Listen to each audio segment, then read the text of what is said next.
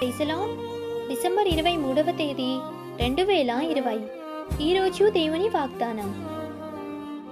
దావీదు కుమారుడవైన యోసేపు, నీ భార్య అయిన మరియను చేర్చుకొనుటకు భయపడకుము. ఆమె గర్భము ధరించినది పరిశుద్ధాత్మ వలన కలిగినది. ఆమె యొక్క కుమారుని కనును.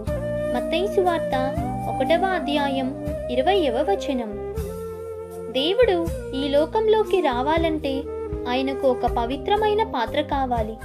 పరిశుద్ధమైన జీవితాన్ని జీవించిన స్త్రీ మరియా, తన కన్యత్వాన్ని కాపాడుకున్న స్త్రీ.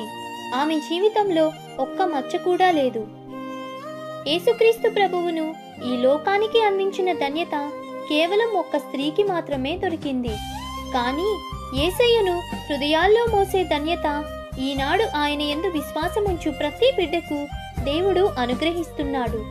కాబట్టి ఈ దిన వాగ్దానం మీ అందరి జీవితంలో నెరవేరాలని కోరుతూ దేవుని సువార్త పరిచర్యలో మీ సహోదరి. ఆమేన్. God bless you.